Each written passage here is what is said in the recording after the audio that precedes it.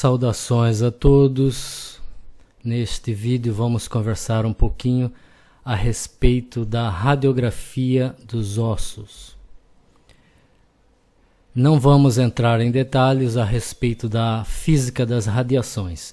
Entretanto, alguns conceitos são fundamentais, entre eles a densidade de elétrons, o efeito fotoelétrico, o efeito Compton e a radiação secundária. Eles são importantes porque eles interferem diretamente na qualidade do exame e também no nosso entendimento a respeito das alterações e dos achados normais nas radiografias.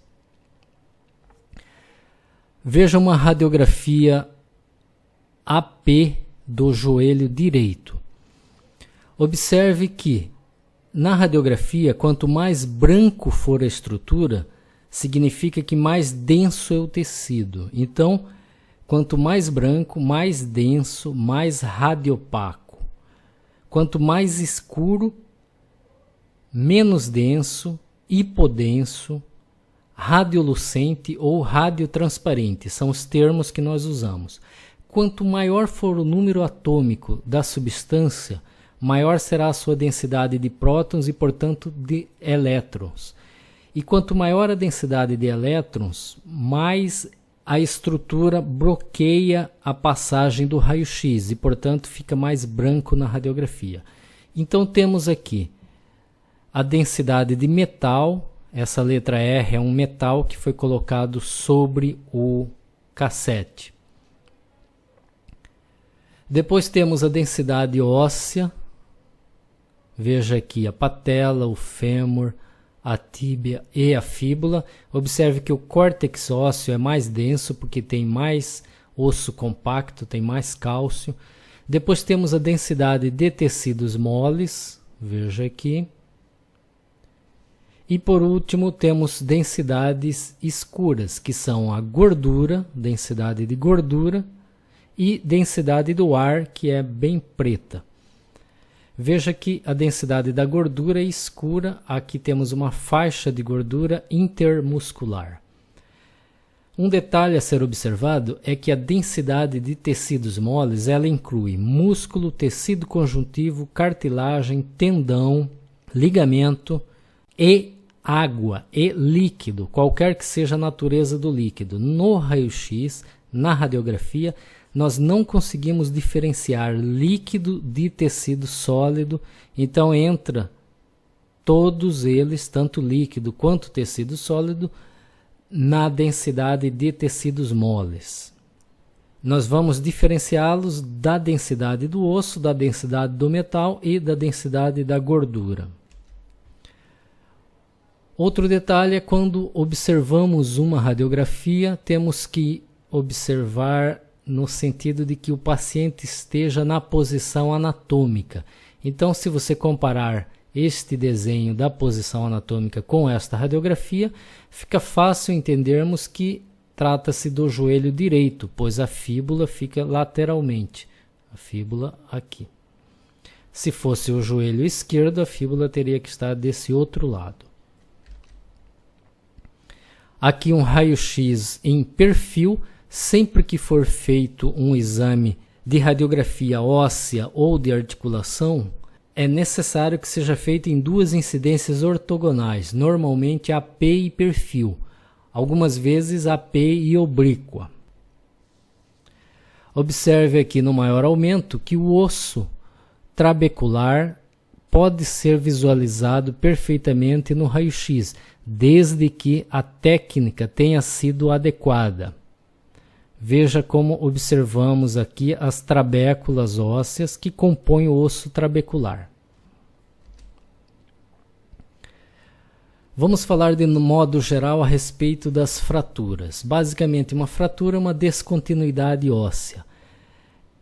Existem vários conceitos aqui, fraturas completa, incompleta, diafisária, metafisária, epifisária, vários conceitos que nós vamos comentar ao longo dos casos.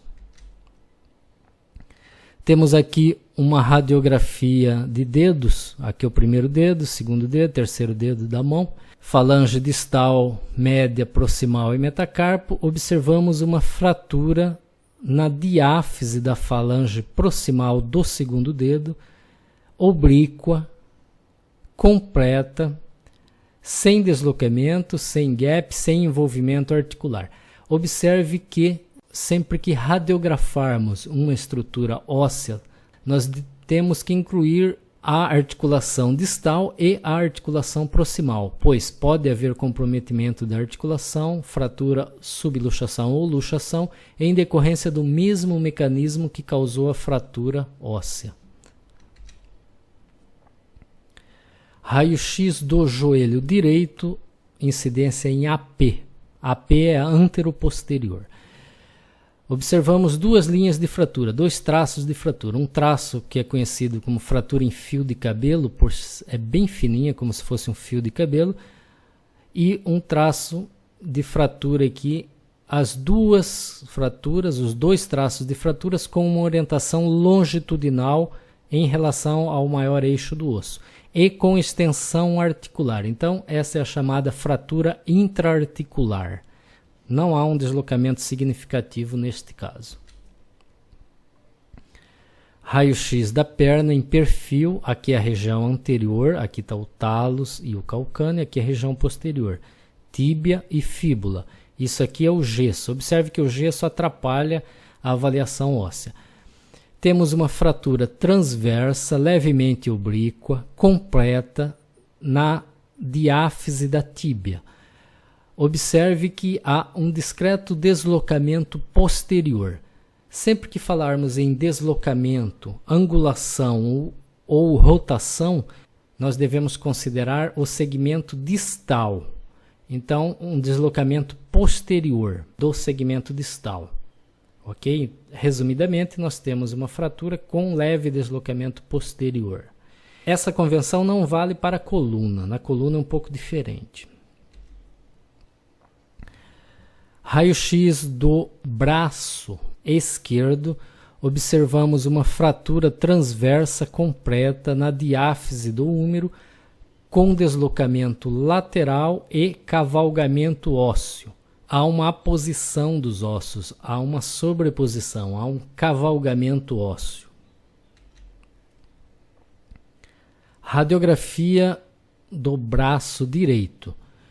Fratura transversa completa no terço médio do húmero, com leve deslocamento medial, angulação medial. Veja que o segmento distal está angulado medialmente, então angulação medial. Alguns consideram a angulação como o ângulo que se forma na região da fratura. Nesse caso, poderia falar fratura com angulação lateral, mas a maioria considera o segmento distal, então seria a angulação medial. Para não ficar a dúvida, a gente coloca angulação medial do segmento distal. E com rotação externa. Como é que sabemos que está em rotação externa? A gente tem que comparar a articulação distal com a proximal. Aqui nós observamos no cotovelo o epicôndilo lateral e o epicôndilo medial, bem delimitado, bem fácil de observar. Ele fica nessa situação quando estamos em rotação externa, quando o cotovelo está em rotação externa. E a porção proximal do húmero, quando está em posição neutra ou rotação interna, ela fica arredondada, parecendo uma lâmpada. Quando ela está em rotação externa, ela forma aqui uma elevação que é o tubérculo maior. Neste caso, ela está arredondada, então ele está em rotação interna ou posição neutra.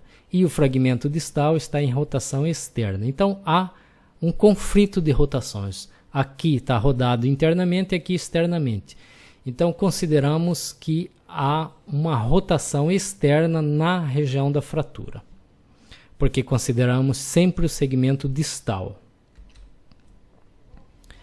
Raio-X do fêmur esquerdo, fratura oblíqua completa na diáfise proximal do fêmur, com angulação em varo angulação pode ser em valgo ou em varo, neste caso é em varo, angulação em varo, se fosse valgo seria ao contrário, aqui é varo, e cavalgamento ou aposição óssea. Neste outro raio-x nós temos uma fratura completa em espiral, na diáfise óssea. Observe a morfologia em espiral. Radiografia do fêmur esquerdo, fratura cominutiva, significa que a fratura tem mais de 2 fragmentos. Vejam, fragmento proximal, fragmento distal e um fragmento destacado aqui. Então é uma fratura cominutiva. E este fragmento, com essa morfologia, esse destacamento e essa morfologia, é denominado fragmento em asa de borboleta. Há uma angulação em varo da fratura e, observe aqui, o aparelho gessado. Raio-x do antebraço, fratura transversa completa na diáfise do rádio, com angulação e subluxação da ulna. Observe a subluxação distal e dorsal da ulna. É a chamada fratura de Galeazzi. Radiografia da perna direita, observamos fratura cominutiva segmentar no terço médio da diáfise da tíbia. Segmentar porque há uma fratura aqui proximal e uma fratura distal e um segmento ósseo isolado. Então é a chamada fratura segmentar. E aqui uma fratura cominutiva oblíqua, diáfise da fíbula. Fraturas cominutivas segmentares na diáfise distal da tíbia e da fíbula. Radiografia do crânio em AP. Veja um afundamento ósseo. Então, fratura com afundamento, também conhecido como fratura em bola de ping-pong. Raio-x do joelho direito. Observe aqui no platô tibial medial há uma fratura com afundamento ósseo e fragmento ósseo deslocado. Este fragmento ósseo deveria estar aqui. Então, observe que houve fratura cominutiva, vários fragmentos, afundamento e deslocamento de fragmento ósseo. Raio-x do punho, observe uma fratura impactada na porção distal do rádio.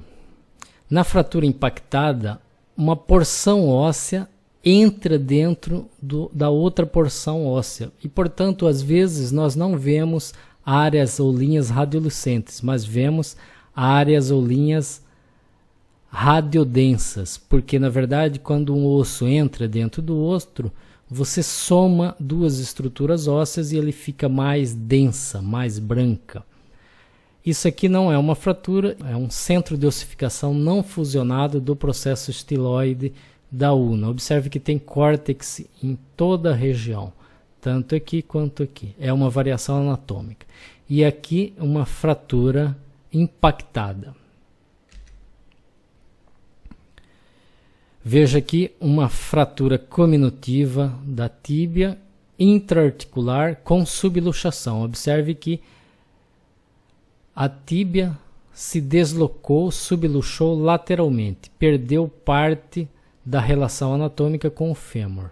Então, subluxação lateral e fratura intraarticular. E aqui na coluna temos esse corpo vertebral acunhado e observe que ele ficou mais denso, ficou mais branco nessa região. É a fratura por compressão. Ele era desse jeito, houve uma compressão e ele afundou. E como então uma parte óssea entrou dentro de outra parte óssea, aumentou a quantidade de osso, de cálcio aqui nessa região da fratura. E portanto fica mais denso, fica mais radiopaco, fica mais branco. Fratura compressiva ou por compressão. Neste outro caso, temos aqui o rádio e a ulna. Observe que há fratura parcial aqui do rádio. Você veja que fraturou o córtex, parte do osso trabecular, mas não fraturou o outro córtex, ele só dobrou. Essa é a chamada fratura em galho verde. É uma fratura tipicamente de crianças, onde fratura um córtex e o outro lado ele só encurva. Observe aqui, fratura em galho verde. Ele fratura, a linha de fratura corre pelo eixo longitudinal do osso trabecular e ele entorta o outro córtex, mas não fratura. Aqui é a mesma coisa. Fraturas em galho verde. E esta é a fratura em torus, ou fratura subperiosteal. Você veja que há um abaulamento do córtex ósseo. Aqui também um pouquinho. Ele abaula, mas não há uma solução de continuidade definida. É uma fratura subperiosteal ou fratura em torus. Veja aqui, fratura em galho verde. E esta é uma fratura metafisária, uma fratura de Salter-Harris tipo 2. Veja que fraturou aqui, o traço de fratura correu e foi até a placa de crescimento. Aqui nós temos uma fratura em galho verde e observe que a ulna aqui, ela está entortada, ela entortou, ela encurvou. Então, fratura em galho verde e fratura plástica, conhecida também como fratura plástica aguda.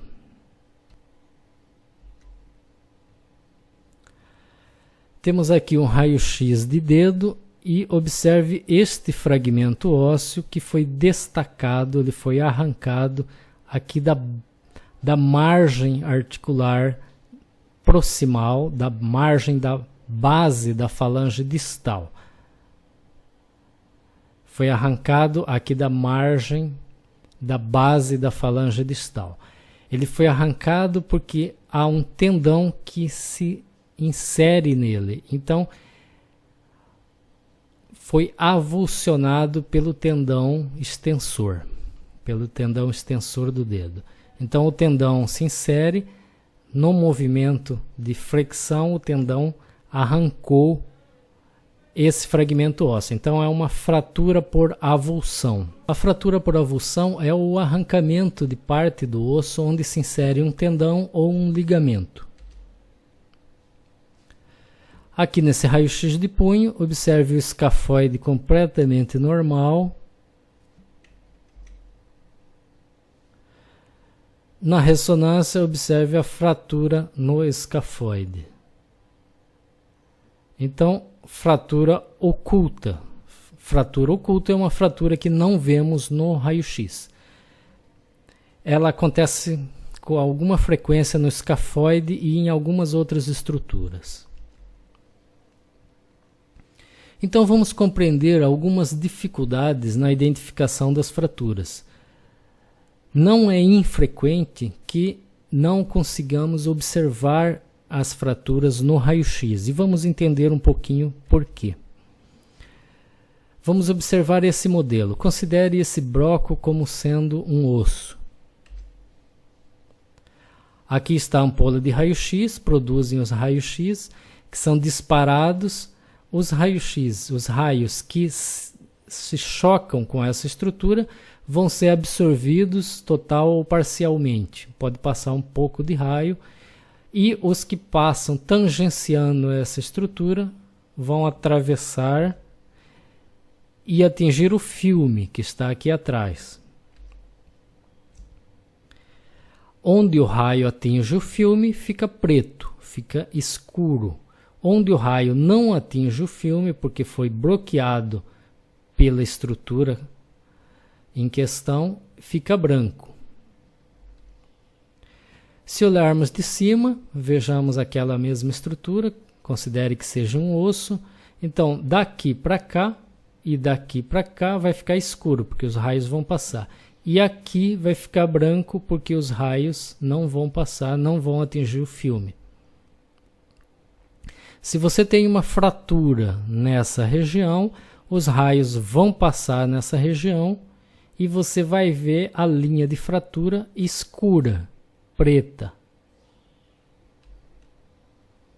Se essa fratura for muito fina, muito pequena, tipo um fio de cabelo, vai passar pouquíssimo raio por dentro dela e você vai ver uma linha muito fininha, difícil de ver e vai depender basicamente da técnica usada.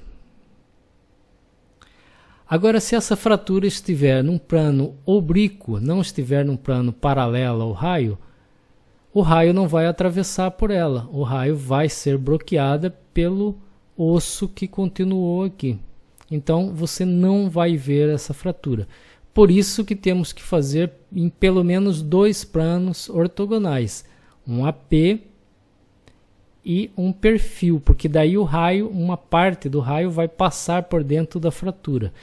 Às vezes temos que fazer até oblíquas, né? Às vezes fazemos um AP, um perfil e 2 oblíquas, principalmente em lugares que tem muita sobreposição óssea.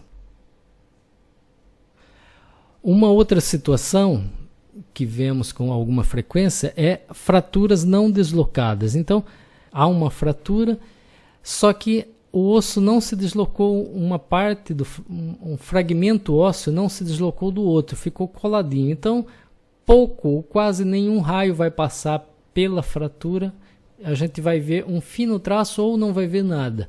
Mas com o passar dos dias, a margem dessa fratura vai ficando osteoporótica, vai sendo reabsorvida, que é o princípio da consolidação óssea. A primeira ocorre um hematoma e depois a margem da fratura vai sendo reabsorvida para formar posteriormente novo osso. Com a reabsorção da margem da fratura, esse espaço alarga e aí o raio passa e a gente consegue ver a fratura. Isso é o que frequentemente acontece no escafoide. Fraturas não deslocadas, no primeiro dia você não vê a fratura, daí alguns dias, 5, 7 dias, o paciente continua com dor, volta, radiografa, você vê a fratura, porque a borda da fratura sofreu um processo de reabsorção óssea, uma osteopenia. E aí o raio passa porque abriu um pouquinho o espaço ali. Então é isso. Neste vídeo nós mostramos então algumas coisas gerais a respeito das fraturas vistas pela radiografia. Todos os casos aqui foram fraturas agudas, nenhum caso ainda tinha calo ósseo, que já é um processo de consolidação da fratura. Ok? Não entramos em maiores detalhes em relação a classificações específicas das fraturas, porque em cada região anatômica existe uma classificação específica da fratura. E as fraturas também podem ser classificadas como abertas ou fechadas. Essa classificação é mais clínica, é mais pelo exame físico do que pela radiografia. Lógico que se vermos ar dentro dos tecidos moles na região da fratura, é uma fratura aberta, porque para entrar ar dentro de tecidos moles tem que ter lesão da pele. A mesma coisa em relação a corpo estranho. Se tiver corpo estranho em tecidos moles na área da fratura, é uma fratura aberta. Porque para entrar o corpo estranho teve que lesar a pele. Lesando a pele é uma fratura aberta. Ok? E até o próximo vídeo.